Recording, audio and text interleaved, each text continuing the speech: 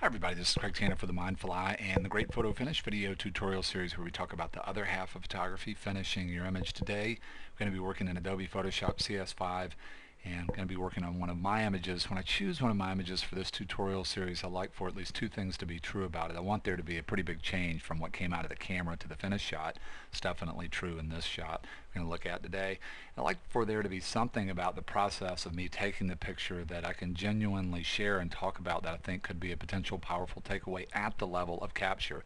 Both of those things are definitely true about the image that we're going to look at today. This is going to be a two-part tutorial so I can keep the videos short and so that we can post both of these videos to our YouTube account so everybody can watch. This is what came out of the camera. It's a portrait of my friend Guitar Bob. Guitar Bob is somebody that I met doing street photography a few years ago, and I've continued to photograph Bob. Here he was modeling for me for a project, and this is the part of the video where I want to talk about at the level of capture something that might be potentially very powerful for you to think about and an idea to work with if you want to do impromptu portraiture. We had finished shooting and I had put my gear away and Bob took a smoke break. Whole shoot's over. And as he started to smoke and I turned back around, he's still standing in a very dramatic quality of light that we had found, that we were working with on part of the quote-unquote shoot. But now the shoot's over, and this, to me, the smoke coming out and everything was really dramatic.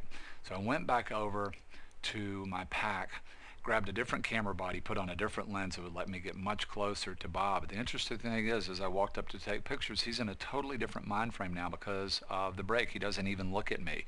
He did exactly what I hoped he would do, and he just kept talking and smoking and doing what he was doing, and he's now in a different mode. And one of the things that I find is true so much in my portraiture work is that a lot of the best shots come during the breaks. And I call this shooting in the gaps. In this case, it just happens to be a break that happened because of the end of the shoot, but we can consciously create these gaps in our shooting process when we're shooting people. And it's interesting because it mirrors something that we know that's archetypally true about the whole creative process.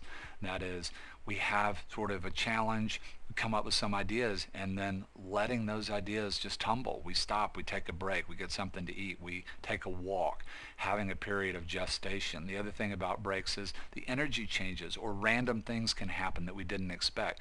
But to consciously create breaks, you can't shoot the whole way through the break, then it won't be a break, but shoot on the edge of a break.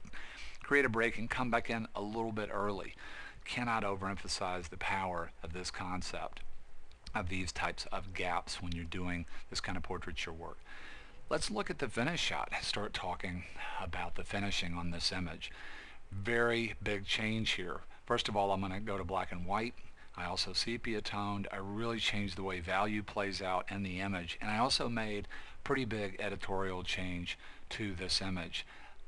When I show you the finished shot, it may just look like there's a different aspect ratio or a different crop, but in fact I've done some rescaling. It's actually changed the perspective of things in the image. One thing that I love about doing my portraiture work is that I feel like I'm more of an illustrator when I'm doing portraits. I'm a romantic, and I like to create larger than life versions or portraits of people. My people that sit for me tend to really enjoy that as well.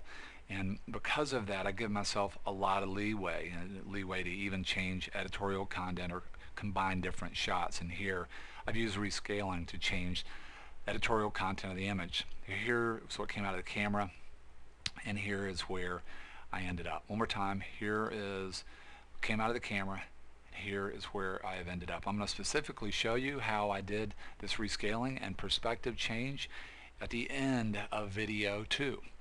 In video 1, I'm going to talk to you first about the black and white conversion process, and then I'm going to show you the individual layers. I'm not going to show you the work I did painting on the mask. What I'm going to do for that is link you to a video where I show you the technique that I'm using over and over and over again here to use a combination of paintbrush, mask that comes with your adjustment layer, a couple of other techniques like very soft edge brush, painting at very low opacities, and doing multiple strokes to make local changes to the image that are seamless, that do not become a subject of the photograph. When it comes to converting to black and white, and this is an image that I envisioned when I took the picture of turning it into a high contrast black and white, I almost always use channels. So let's talk about that. click on the channels area of Photoshop, and then if we click on individual channels, the default is for these channels to be different filtered, if you will, monochrome versions of the original color file. So we're seeing that there. If you click on these channels and they're in color, you're going to want to go to Photoshop, Preferences, Interface, and make sure that this box right here is unchecked. Show channels in color. We want to uncheck that. It can be tedious to bring these channels in as layers if we do it by hand, and so I like to use the power of actions to do that. I'm going to use a black and white channels action here. I'm just going to play that action, and very quickly Photoshop is going to do something wonderful for me. It's going to save me some time. It's going to bring in all three channels with the layer mask, and then I can just go right down the stack here and turn the eyeballs on and off and decide which, if any of these channels I want to use. Is it just one? Sometimes I might combine two. Sometimes I might combine all three. In this case, kind of rare for this to be true, but ultimately I really like the blue channel almost everywhere. I like a little bit of the red channel. I like the detail that's coming up right in here on the red channel, and the fact of the matter is I really don't like the green channel anywhere. Very easy to just throw that away. Highlight it, hit the delete button, and now this leaves me the two channels that I want to work with. I've already done this work, so let me go ahead and throw away those two channels. The blue channel is the channel that I want to use most of, and this may be a little bit counterintuitive, but I take that layer on the channel where I want to use most of it, and I put it at the bottom of this stack if in fact I'm going to use more than one of the channels and I need to combine them. In this case I'm using red and blue. I just want to use a little bit of the red channel. Like I said, counterintuitive. It's going to go on top of the blue channel, and then what I'm going to do is I'm going to fill the mask associated with it with black, which is going to get rid of everything on the red channel, and I'll still just have all blue channel. And then painting with white, I can paint in the area that I want to add to the blue channel, and that is what you're going to see happen when I turn this eyeball on. You're just going to see the detail in that area right there. If I option click on the mask, you can see where I painted on the mask, the red channel, to bring that part of the detail into the shot. That's my basic black and white conversion. From there, I just start to make curves and levels adjustment to start to shape the idea of value in the image. And here was my general plan.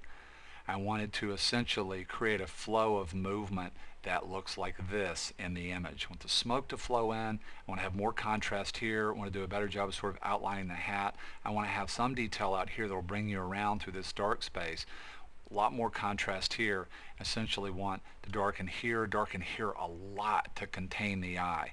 So just sort of simplify and have this general flow like this in the image. So I'm going to do a variety of things to get there. Like I said, I'm just going to be turning these eyeballs on and off, and I'll link you to a tutorial where I can show you about painting on the mask. I may pick one mask here and quickly paint on it. All of these layers in here are just curves and levels adjustment where I have applied the change locally. So let me just show you to wrap this video up, the first two. Here is a curves adjustment layer that I applied to darken and this area right in here. So there's the before. Sorry about that. Turned on the wrong layer and turned on and off the wrong layer. There's the before, and there is after. You see me darkening around the smoke.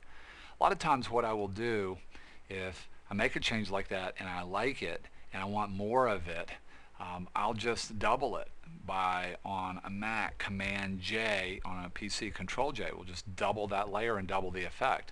And then if that's too much, I can come here to my opacity slider and back off. And that's exactly what I did here. This layer that is labeled C2 is this layer, just duplicated, and then when you see the opacity, I backed off because I didn't want to completely double it. In the last video, I'll show you my other value and contrast changes, and we'll get into the editorial changes that I made to the image, and I'll specifically show you how I did the rescaling. Thank you so much for being here. Hope to see you in part 2 of this great photo finish video tutorial.